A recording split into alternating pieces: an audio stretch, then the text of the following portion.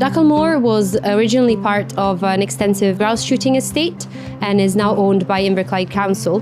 The land is managed by a tenant farmer.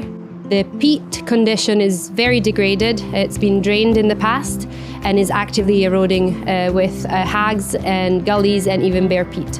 We had accessed funding support through Peatland Action to undertake studies across 3 farms in Inverclyde Council's ownership.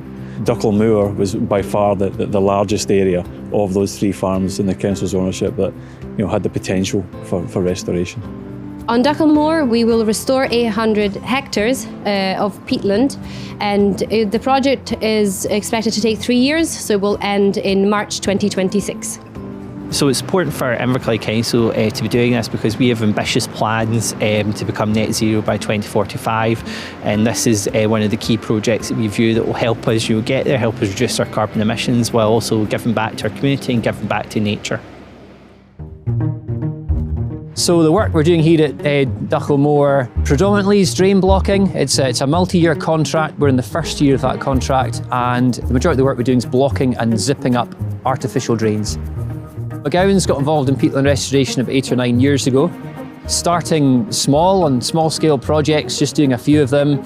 It's kind of built year on year, and now we have somewhere in the region of between 18 and 19 people working on peatland restoration for about 8 or 9 months of the year. I'm reasonably positive about the peatland restoration and the benefits it'll have for the hill. A couple of the benefits are the fact that quite a number of the hill drains will be filled in, and therefore the danger of losing lambs in the hill drains is hopefully going to be negated. The other thing is that there's certain areas that the access for quad bikes and so on for gathering are quite tricky, and hopefully they'll be improved as well. Inverclyde Council have been very proactive in engaging with the Green Network and Peatland Action. The challenges in working with a council, I would say the main thing is that because you're not working with a private landowner, so a single person that can make the decision, it takes a little bit longer. So it needs to be planned in advance, it needs to be taken into account while planning. The support provided through the Glasgow and Clyde Valley Green Network Peatland Action Officer has been crucial in taking the project forward.